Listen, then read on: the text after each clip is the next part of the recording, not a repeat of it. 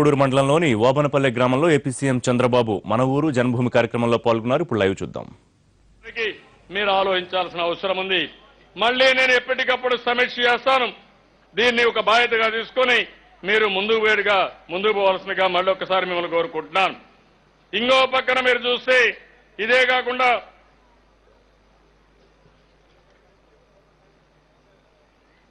Brahmasagar canal ఉంది, left canal ఉంది. వీరారెడ్డి గారిని ఇప్పుడు కూడా నాకు జ్ఞాపకం ఉంది.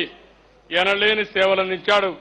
అలాంటి వీరారెడ్డి గారి పేరు ఈ బ్రహ్మసాగర్ లెఫ్ట్ కెనాల్కి బి వీరారెడ్డి కెనాల్గా ఆ పేరు కూడా పెడతామని చెప్పి కూడా నేను మీకు తెలియజేస్తున్నాను. ఆయన ఒక సమర్థవంతమైన నాయకుడు. చాలా సమర్థవంతంగా పనిచేశాడు. చాలా ముందుకు పోయాడు. ఆ రోజు జిల్లాలో బ్రహ్మాండమైన వెలుగు తీసుకొచ్చాడు.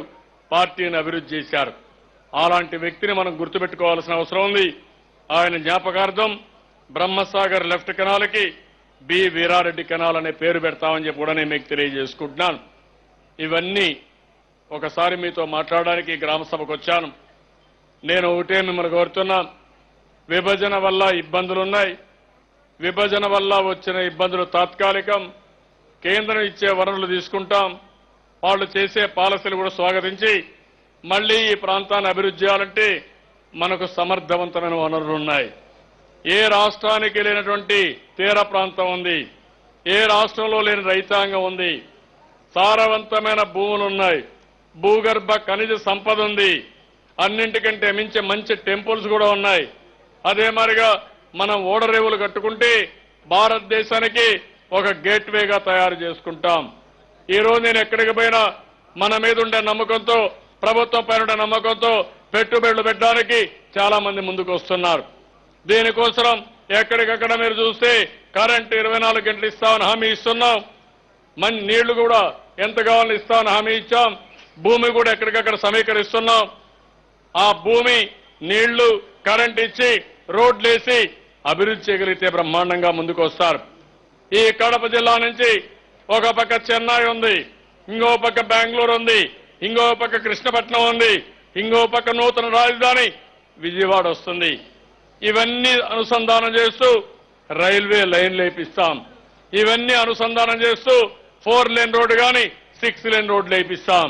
ఎక్కడికి పోవాలన్నా సుజావుగా చెన్నైకి పోవాలంటే నేరుగా కోడూరుకు వచ్చి కోడూరు నుంచి ఎక్కడికి పోయి నేరుగా గూడూరు పోయే అవకాశాన్ని కల్పిస్తాం. అదే మరిగా ఇక్కడి నుంచి చిట్వేల్ నుంచి నేరుగా కృష్ణపట్నం పోయే పరిస్థితి కానీ, అదే మరి రాజంపేట నుంచి నేరుగా కృష్ణపట్నం పోవాలంటే సులభంగా పోయే పరిస్థితి తీసుకొస్తాం. ఈ రోడ్డుని నేరుగా బెంగళూరు హైదరాబాద్ రోడ్డుకి అనుసంధానం చేసి మీరు బెంగళూరు పోవాలన్నా, హైదరాబాద్ పోవాలన్నా, విజయవాడకు పోవాలన్నా ఆ వసతులు కల్పిస్తామని చెప్పి కూడా నేను మీకు తెలియజేసుకుంటున్నాను. ఇలాంటి కార్యక్రమాలు ఇంకో పక్క మీరు చూస్తే రేణిగుంట, కడప, తాడిపత్రి రోడ్లు కూడా 2 లేన్ రోడ్ని 4 లేన్ రోడ్డుగా చేపిస్తాం. అది కూడా శాంక్షన్ అయింది. అది కూడా వస్తుంది.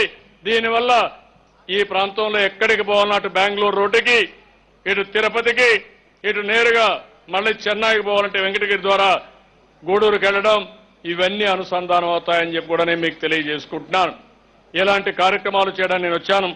నేను మిమ్మల్ని కోరేది ఒకటే, ప్రతి ఒక్క పని ప్రభుత్వమే చేయాలంటే మనకుండే వనరులు కానీ, మనకుండే ఇది కానీ పూర్తిగా చేయాలంటే లేట్ అవుతుంది, సమయం తీసుకుంటుంది.